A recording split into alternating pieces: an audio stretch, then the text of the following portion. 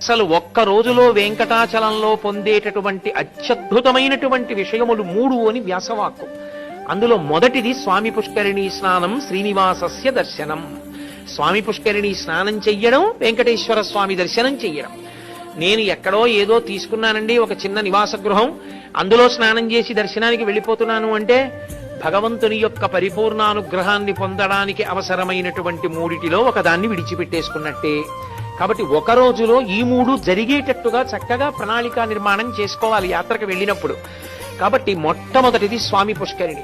అందుకే స్వామి పుష్కరిణి గురించే చెప్తూ ఒక మాట అంటారు, స్వామి పుష్కరిణీ స్నానం, సద్గురోః పాదసేవనం, ఏకాదశి వ్రతం చాపి త్రయం అత్యంత దుర్లభం.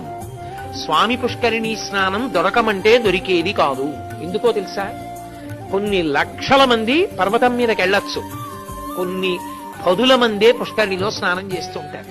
ఏమండి మరి ఇంత గొప్పది కదా పుష్కరిణి, ఎక్కడ చూసినా అలా సూచన చేశారే పుష్కరిణి స్నానం చెయ్యండి అని, ఆఖరికి ప్రసాదం కవర్ వెనకాతల కూడా ముద్రణ చేశారే, మరి ఎందుకండి స్వామి పుష్కరిణిలో అంతమంది స్నానం చేయరు, అన్ని లక్షల మంది ఎందుకు వెళ్ళరు స్నానానికంటే ఒక్కటే కారణం, అంత గొప్ప ఫలితాన్ని వీడికి కట్టబెట్టేయచ్చా అన్నది చూస్తాడు పరమేశ్వరుడు.